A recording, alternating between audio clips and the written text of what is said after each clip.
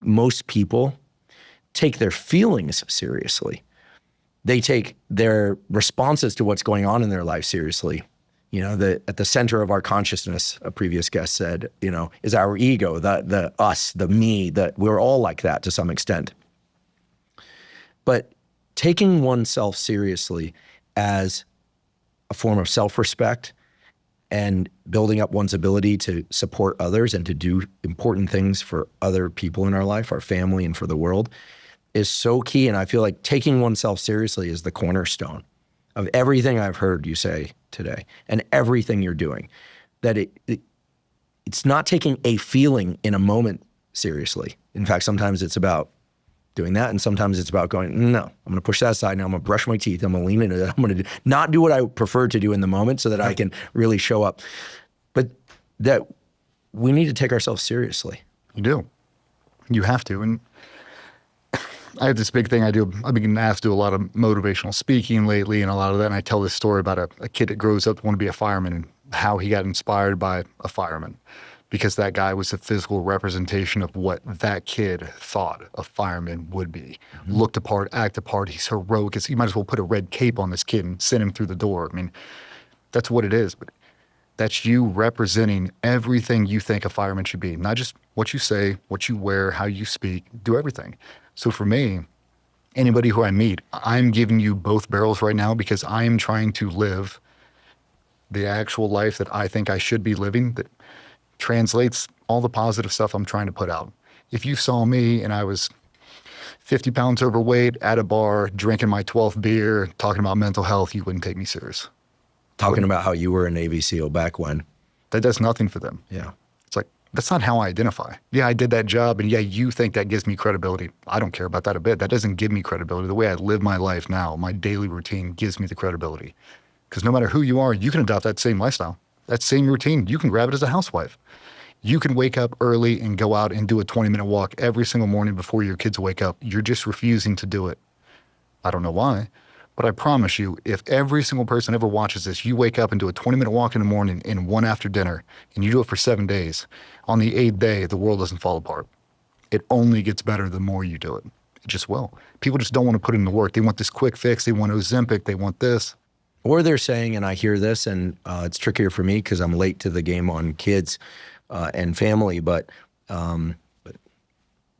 mark my words. But in your case, you've already had kids. Mm-hmm. You got a wife, you have a functioning family and a very busy, demanding career, and a previous career that carries with it incredible experiences, but also challenges that you're resolving now and you've resolved, and you have a mission in the world. And so a lot of times I'll hear people say, well, that's easy for you to say because you don't have kids. And I'm kind of muted at that moment. And I want to respond and say, listen, when I was a graduate student, I worked 100 hours a week. But I was in my 20s and I didn't have kids. So I have very little ammunition there. In your case, however, you have kids. And you're getting up and you're doing 2 20-minute walks, and you're including your family in these practices too. You said your evening walks with your wife are a crucial part of your connection. If anyone is struggling with building that bridge, especially guys transition out of the military or a career, you watch it with Tom Brady and everybody else, when they leave the thing they were put on this earth to do, there is a fall from grace that can't be ignored. And most of the time that splits with the wife. Right? Like the person you are now, she's not used to being home and now you don't have anything. If you are struggling to rebuild that connection with your wife, with your partner, that 20-minute walk has saved my marriage. I have given it to thousands of people. That right there, if I could give everybody a gift, the power of that 20-minute walk, it's changed my whole life, man. That is the one constant thing I don't compromise on. I mean, even to the point where, as dumb as it may be, when I'm walking through the Atlanta airport, I don't get on the little conveyor belt. I'm not doing that. I'll walk from Terminal E all the way to Terminal A because it's a 20-minute power push. I do it, and I film it on social media. I'm getting my steps in no matter what. I'm not on my phone. I'm showing you, you can find the time. Instead of sitting there at Starbucks for 45 minutes waiting on my flight, I'll just walk back and forth. I just got a 40-minute walk in straight. I'm good. So when I get back home, it's 2:30 in the morning. I don't feel guilty. I haven't done anything physical today. Mm-hmm. I wake up in the morning, 5 a.m., and I gear it up and I spin it again. You can find the time. Rarely. You have to make the time. Mm-hmm. If you're waiting for it just to pop up and like, oh, here's a free 20-minute block, you're not going to have it. And people just, That's the thing I can't get past. Like, oh, I can't wake up that early. You have $1,000 smartphone that does anything. There's not a question you can ask it doesn't have the answer to. And there's a clock on it. If you set it, it'll go off. When it goes off, get out of bed. Like, I've been doing it my whole life. I don't understand it. They just don't want to. They've never felt the power of being in control of the small things. Why stacking up the micro wins? Lay out your clothes the night before. I mean, how many people wake up, 20 minutes before they're supposed to leave the door and just frantic, like, where's my black shirt? Where's my black shirt? Who moved my shoes? Where are my car keys? Like, that's a terrible way to start the day, but you're the one who's doing that.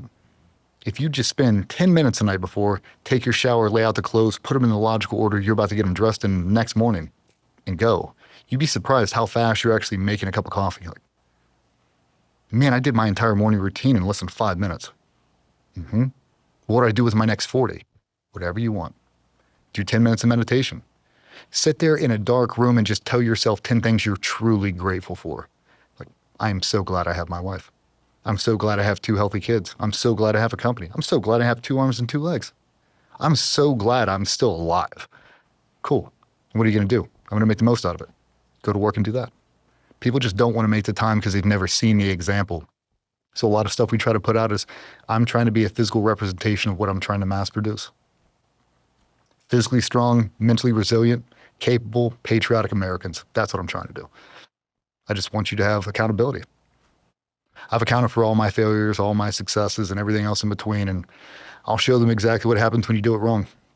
And I think that's what a lot of people like the most about it, is I will tell you all my deepest, darkest secrets, because you're going to learn a lot more from those than you are about climbing Everest.